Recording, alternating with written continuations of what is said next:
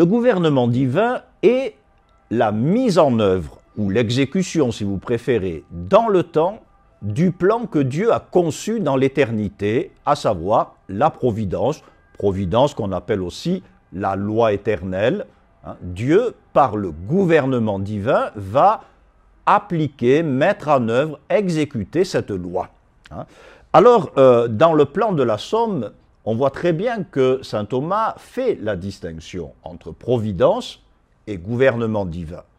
La providence, disions-nous, est traitée parmi les attributs de Dieu, parmi les perfections de Dieu. La question 22, juste après la science et la volonté en Dieu.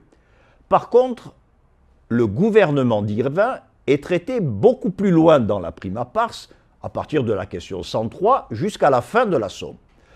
De quoi s'agit-il? Vous vous souvenez le plan général de la Somme, c'est-à-dire qu'après avoir traité du mystère de Dieu, saint Thomas se consacre dans la fin de la prima pars à la procession des créatures à partir de Dieu. Cette procession comporte trois aspects.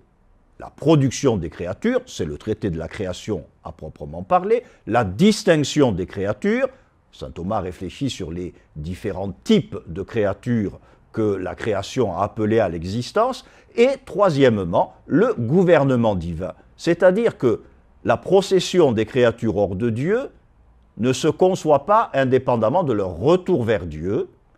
C'est ce grand mouvement cyclique de la sortie et du retour, de l'exitus et du reditus, et ce retour vers Dieu est l'œuvre du gouvernement divin.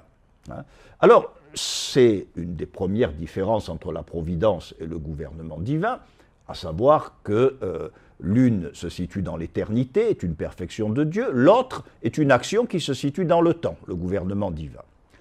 Une seconde différence qui est tout à fait fondamentale, c'est que autant Dieu n'a besoin de personne pour concocter le plan de la providence, la Bible ne cesse de répéter qu'il n'y a pas de conseiller pour Dieu, Dieu est à même d'élaborer par lui-même le plan de la providence, autant Dieu a voulu s'associer les créatures dans le gouvernement divin. Alors, nous reviendrons sur ce point, qui est tout à fait fondamental, mais ça explique que dans la fin de la Somme de théologie, saint Thomas présente l'action de gouvernement de Dieu, et ensuite, il intègre à cette réflexion un ensemble de questions tout à fait passionnantes sur comment chaque type de créature contribue au gouvernement, à l'exécution de la providence, au gouvernement divin. Donc il étudie les anges, les hommes, le cosmos, et tout est très bien structuré. À propos des anges, comment est-ce qu'un ange peut aider un autre ange à atteindre sa perfection? C'est la question de l'illumination angélique.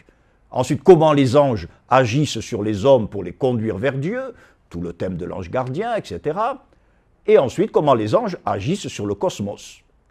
Ensuite, on pense aux hommes. Comment, alors les hommes n'agissent pas sur les anges, mais comment les hommes agissent sur les hommes, et c'est tout à fait intéressant et significatif, saint Thomas retient deux aspects, la génération, par lequel les hommes engendrent des hommes, et comment est-ce que l'homme contribue à conduire son prochain vers la perfection à travers l'enseignement. Saint Thomas développe toute une question sur l'enseignement comme action de l'homme sur l'homme, qui est l'action spirituelle la plus profonde qui soit. Et ensuite, il passe à l'action du cosmos.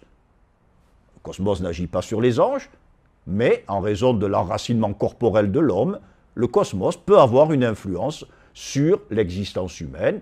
Saint Thomas traite de l'influence astrale, non pas dans le sens de l'astrologie, mais dans le sens où le climat, les astres peuvent avoir une influence sur le caractère, sur l'action de l'homme. Donc, vous voyez, le gouvernement divin, c'est la mise en œuvre du plan de la providence, mais une mise en œuvre qui s'associe les créatures, chacune selon son rang, dans cette grande œuvre du retour de toute chose vers Dieu.